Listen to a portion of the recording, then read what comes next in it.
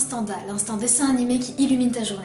Comme vous avez pu le voir, cette première vidéo va parler du dessin animé Maya l'abeille. Pour vous expliquer rapidement le concept de l'instant DA, en fait c'est donc l'instant dessin animé comme vous l'avez deviné. Tout simplement je vais parler dans chaque vidéo d'un dessin animé en particulier, je vais vous donner des petites informations comme ça. Bon, clairement je sais que je vais pas apporter beaucoup de choses par rapport à Wikipédia ou d'autres sites internet, mais bon, je pense que c'est plus vivant en vidéo et que c'est toujours intéressant, et puis c'est aussi un moyen de retourner un peu en enfance, pour moi comme pour vous, donc j'espère que ça va vous plaire. Aujourd'hui on parle de Maya l'abeille.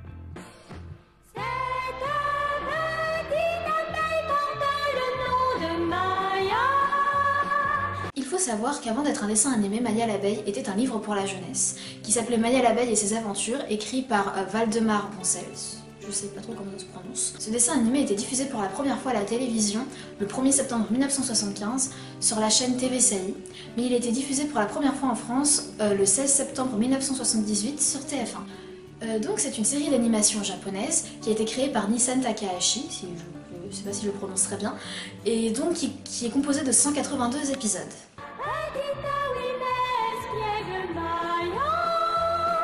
Donc l'histoire du dessin animé maintenant. Donc c'est l'histoire de Maya l'abeille, donc une abeille, très logique, qui découvre le monde avec ses amis, donc qui sont différents insectes et autres créatures de la nature. Donc, il y a une deuxième série qui est sortie en 1982 et qui raconte la suite des aventures de Maya l'abeille. Donc ça c'est le dessin animé que les gens de ma génération, donc des années 90, début 2000 aussi, auront pu voir à la télévision.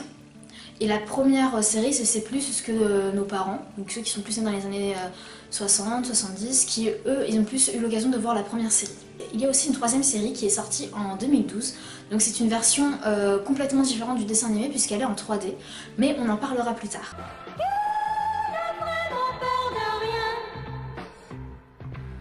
Alors maintenant parlons des personnages. Alors, le personnage principal, comme vous le savez, ou vous l'avez deviné si vous n'avez jamais regardé le dessin animé, c'est Maya l'abeille, qui est donc une abeille très travailleuse, toujours prête à aider ses amis.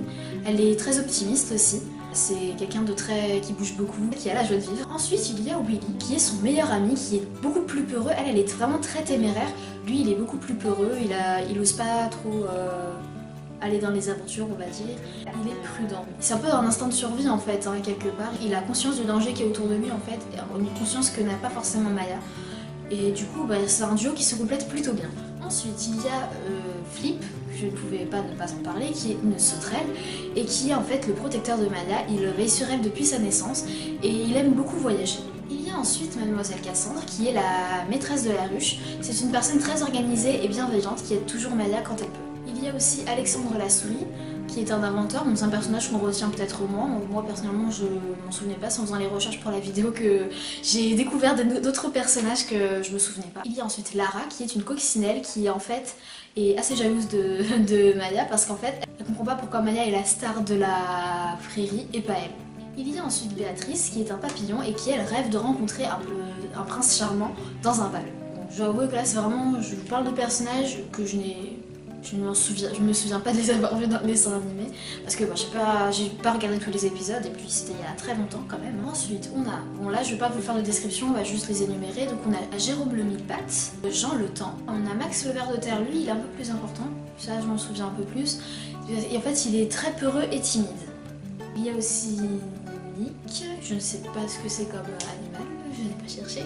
Et bien sûr il y a Paul, le colonel des fourmis, qui est un personnage qui apparaît dans beaucoup d'épisodes de Maya, et qui est donc très sévère, organisé, mais son but c'est de protéger les habitants de la prairie, donc il n'est pas méchant, hein. De toute façon il n'y a pas de véritable méchant dans les personnages récurrents, il n'y a pas de véritable méchant il me semble.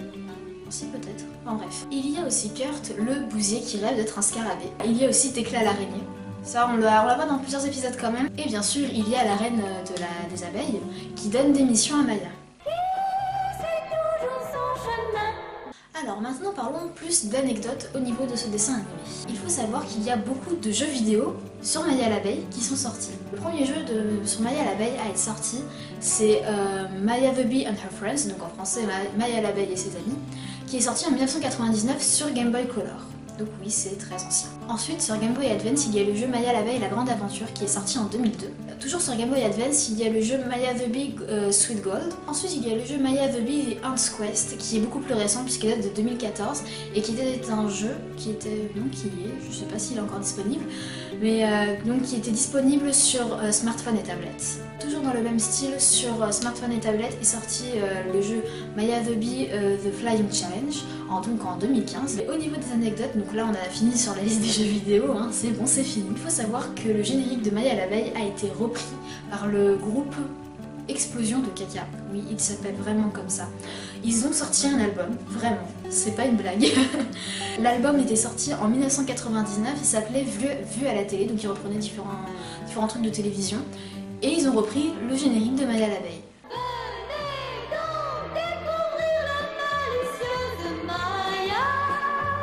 Maintenant parlons des points positifs et des points négatifs de ce dessin animé.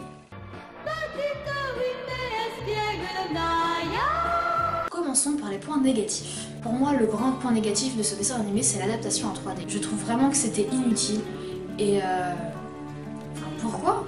Non, vraiment, pourquoi? Enfin, je sais pas, moi je trouvais très bien le dessin animé tel qu'il était quand je le regardais quand j'étais petite. En plus, je trouve que les dessins sont vraiment affreux parce qu'il y a des dessins animés comme Les Mystérieuses Cités d'Or, on en reparlera dans une autre vidéo, mais il y a les Mystérieuses Cités d'Or ont été refaits.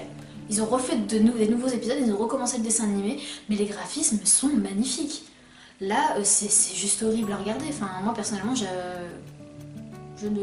lâchais l'affaire depuis longtemps, quoi. Ça nous mène à notre autre point négatif, c'est un dessin animé qui est très bien quand on est petit, mais en grandissant on ne peut plus le regarder, quoi.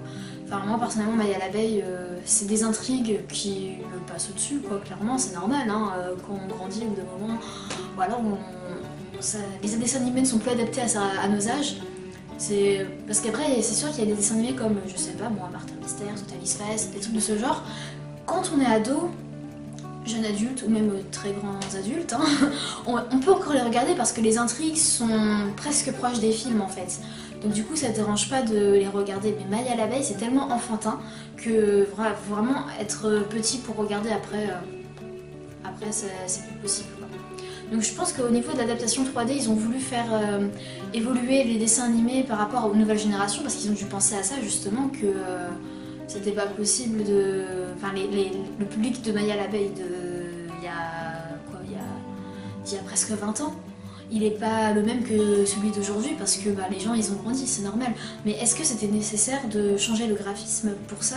Enfin, de changer en quelque chose de moins bien en fait? Parce que c'est vraiment ça l'enjeu du truc pour moi. Enfin, un dessin animé c'est très visuel et là je trouve que c'est complètement gâché, quoi, vraiment.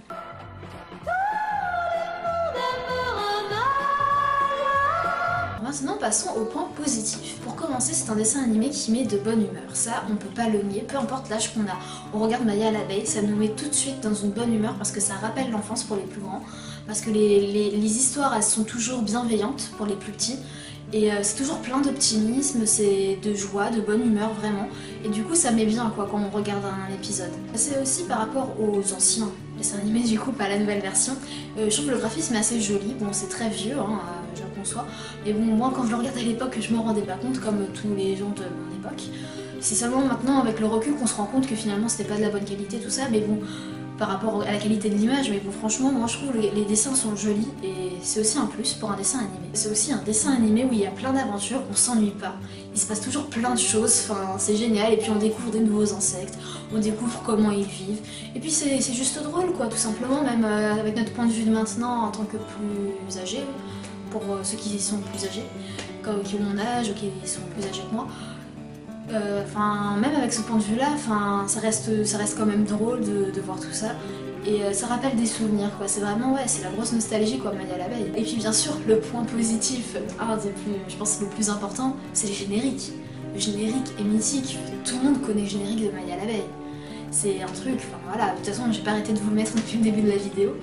Donc, et je vous le laisserai à la suite en fin de vidéo aussi.